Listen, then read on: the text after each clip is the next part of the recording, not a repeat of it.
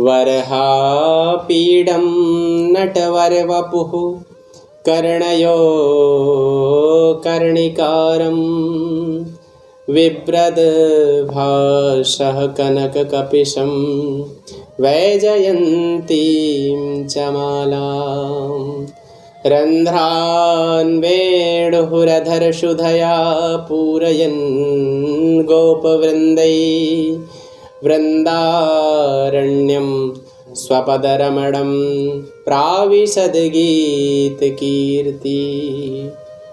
राधे मेरी स्वामिनी, मैं राधे जुको दास, जन्म जन्म मोहि दीजियो श्री वृंदावन वास। बोलो बांके बिहारी लाल की जय। आज हम इस सत्र में बड़ी ही विशेष से भी विशेष चर्चा करने जा रहे हैं, क्योंकि हर व्यक्ति कोई व्यक्ति सोचता है कि मैं धनवान हूँ, कोई व्यक्ति यह सोचता है कि मैं निर्धन हूँ, कोई व्यक्ति सोचता है मैं दुखी हूँ, कोई व्यक्ति सोचता है कि मेरे जीवन में बहुत दुख है, बहुत विपत्तियाँ हैं। परंतु यह जो आज की चर्चा है, आज का जो विषय है, ये हर व्यक्ति के पास, ये जो पूंजी है ये हर व्यक्ति के पास है। वो चाहे निर्धन है, चाहे धनवान है, चाहे गुणवान है, जो भी है सबके पास है।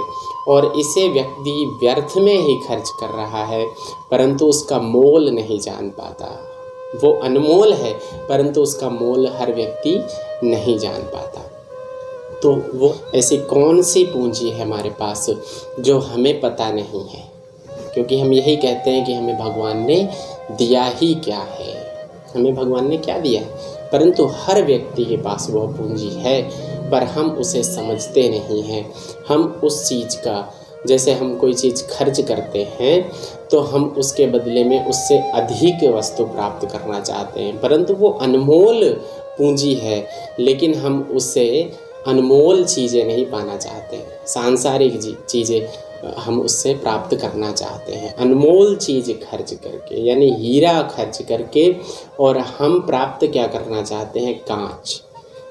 तो जैसे कि कथा में एक बार ऐसे ही एक कथा आती है कि जो परीक्षित जी थे, उनके सामने जो कथा थी, कथा रूपी जो अमृत था, उसको पिलाने के लिए वेदव्यास जी बैठे थे। स्वर्ग से देवता आए और उन्होंने कहा कि हमसे आप सौदा कर लो। बोले कैसा सौदा? तो बोले आप ये जो कथामृत है वो हमें पिला दो, और ये अमृत परीक्षित को पिला दो। इसको केवल अमर होना है, तो ये अमृत इसको पिला दो, और जो कथामृत है ये हमें पान करा दो। तो वेदव्यास जी ने क्या कहा? सीधा यही उन्होंने उत्तर दिया था कि क्व सुधा क्व कथालोके क्व काचः क्व मणिर्महान। आप हमसे, अगर आप इस चीज़ का व्यवसाय, यानी आप केवल बेचने आए हो, तो ऐसी चीज़ लेकर आते जिससे उस वस्तु की तुलना की जाती। क्व सुधा क्व कथालोके क्व काचः क्व मणिर्महान। हमारी कथा जो है ये हीरे की बराबरी कर रही है, और जो आपकी ये जो अमृत है ये क्व काचः क्व मणिर्महान, एक कांच जैसा वस्तु है। तो हम इसकी तुलना कथा से कैसे कर सकते हैं? ऐसे धिक्कार के देवताओं को भगा दिया था। तो हम वो पूंजी निरंतर खर्च कर रहे हैं, जिस पूंजी से हम जो निराकार परमात्मा अनंत काल से, अनादिकाल से जो सत्य है, सत्यम परम धीमहि, जो सत्य है, अखंड है, जो कभी मिटने वाला नहीं है, गुणवान है, रूपवान है, लक्ष्मीवान है, हर चीज़ उसमें प्राप्त है, वो चीज़ उस पूंजी से हमें प्राप्त हो सकती है, परंतु हम उसको व्यर्थ में गंवा रहे हैं। हमें पता ही नहीं है कि यह कितनी अनमोल है। तो जो गुणवान है, रूपवान है, सत्य है, क्योंकि ये जो संसार है ये असत्य है, फिर भी हम इसके पीछे लगे हुए हैं। असारे संसारे विषय विसंगः कुल दिया, ऐसे कुसंग को हम कर रहे हैं, इस संसार में हम फंसते जा रहे हैं, इसको सत्य मानते हैं जो असत्य है, और उस पूंजी से हम उस सत्य परमात्मा को भी प्राप्त कर सकते हैं। यानी ऐसी अनमोल चीज़ है, ऐसी अनमोल पूंजी है जिस वस्तु से हम हर चीज़ें प्राप्त कर सकते हैं।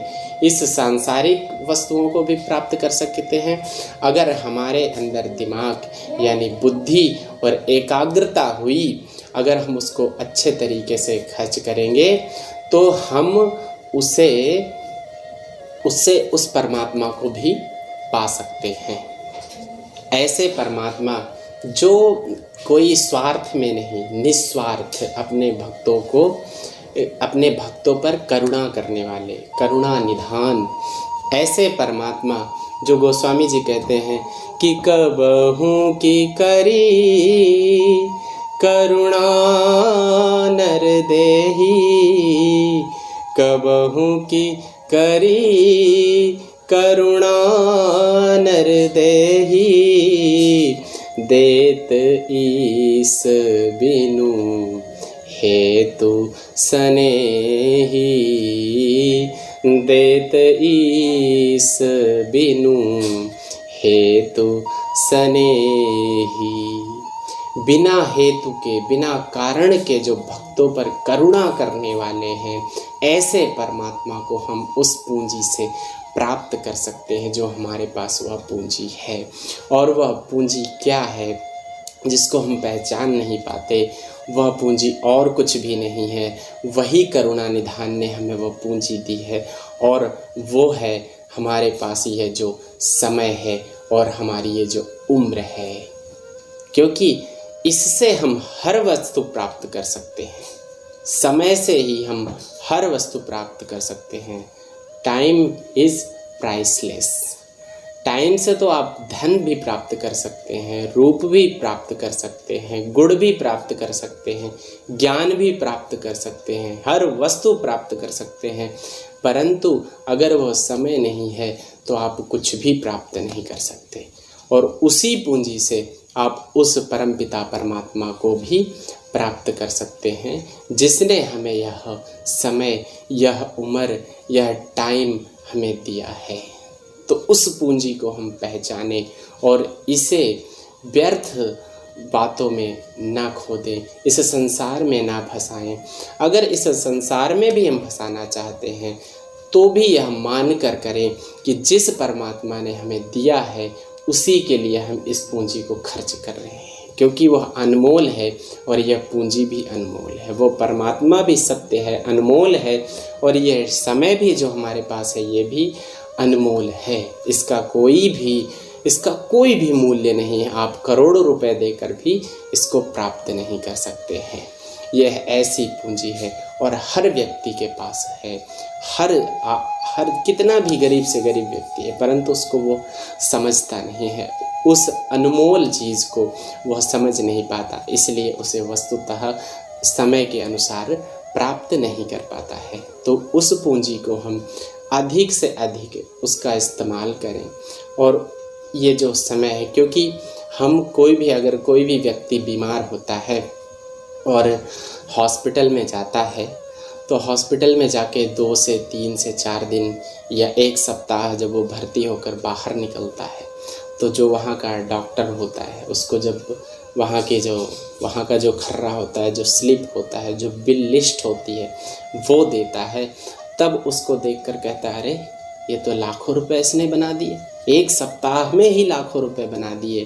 वो किस लिए बना दिए कि उस सप्ताह तक आपके मुख में जो वो हमें उसने श्वास दी, ऑक्सीजन, तो उस श्वास की कीमत हम तब समझते हैं, उसके पहले हम नहीं समझ पाते। उस समय की कीमत हम नहीं समझ पाते, जब लाखों रुपए देते हैं तब समझ पाते हैं।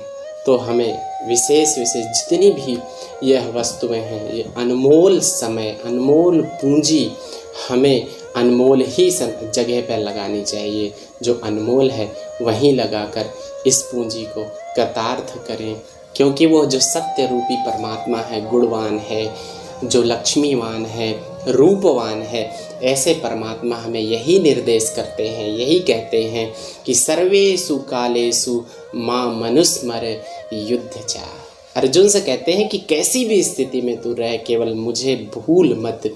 ये जो समय है अपना, केवल थोड़ा सा भी वक्त है, जो समय है, ये पूंजी जो हमारी अनमोल पूंजी है, उसका स्मरण करते रहे। भले ही आप सांसारिक वस्तु में, सांसारिक जीव में आप कोई पढ़ाई करते हैं या कोई जॉब करते हैं या कोई लक्ष्मी धन प्राप्ति के लिए कोई भी कार्य करते हैं, परंतु सर्वेषु कालेषु मां मनुस्मर युद्ध चा तो बाद में आएगा, परंतु सर्वेषु कालेषु मां मनुस्मर, मेरा स्मरण कर, कुछ भी करता रहे। इस शरीर के द्वारा जो भी हो, कह दे कि यह सब परमात्मा का है और परमात्मा मेरे हैं। जो भी कार्य हो रहा है ये सब परमात्मा करा रहा है मुझसे और इस संसार में मुझे घुमा रहा है। बस इतना स्वीकार कर ले, केवल ऊपर से नहीं कहना है, हमें स्वीकार करना है और इस पूंजी का सदुपयोग करना है जो हमें उस सत्य रूपी परमात्मा ने दिया है। उसको हमें स्वीकार करना है कि हे परमात्मा, आपने ये जो हमें अनमोल पूंजी दी है, इसके बदले में जो तू कहता है, जो तू कराता है, सर्वेषु कालेषु मां मनुस्मर युद्ध चा। अर्जुन से यही सीख कहते हैं कि जो भी तू कर रहा है, युद्ध भी कर रहा है, तो मेरा स्मरण करते, मेरा स्मरण कर। परंतु जब हम उसका स्मरण छोड़ देते हैं तो उसी समय हम उस चीज़ से हट जाते हैं। लेकिन हमें ऐसा नहीं करना है। अगर हम उस चीज़ को समझकर, उस पूंजी को समझ के अगर वस्तुतः उसका इस्तेमाल करते हैं तो हमें वह अधिक फल प्राप्त होगा। और इस पूंजी का तो अनमोल जो, क्योंकि अनमोल वस्तु आप देते हैं तो अनमोल वस्तु प्राप्त करने की आकांक्षा भी रखिए। तो अनमोल वस्तु देकर अनमोल चीज़ ही प्राप्त करें और अपने जीवन को कृतार्थ करें। तो आप सभी लोगों को बहुत बहुत धन्यवाद, और जितना हो सके आप सभी लोग इसको सब्सक्राइब करें, ज़्यादा से ज़्यादा लोगों के पास इसे शेयर करें, क्योंकि ऐसी आध्यात्मिक चर्चा से और लोग भी जुड़ें और हमें भी इससे उत्साह प्राप्त हो, उत्साह मिले, तो और भी ज़्यादा अध्ययन करके, मनन करके, चिंतन करके, एकत्रित करके शास्त्रों से आप तक ऐसी बातें हम पहुंचाते रहें। तो ज़्यादा से ज़्यादा लाइक, सब्सक्राइब एंड शेयर करें, लोगों के पास पहुंचाएं और इस धार्मिक चर्चा से आप जुड़ें। और जो भी ऐसी धार्मिक आध्यात्मिक चर्चा से और भी जुड़ना चाहता है, हमारे संस्था से जुड़ना चाहता है, किशोरी कृपा संस्थान से व्हाट्सएप ग्रुप में अगर जुड़ना चाहता है तो कमेंट बॉक्स में अपना नंबर लिखे तो आपको उससे, उस ग्रुप से जोड़ा जाएगा और जितनी भी आध्यात्मिक चर्चाएं हैं आपको वहां से प्राप्त होंगी। तो सभी को बहुत बहुत धन्यवाद।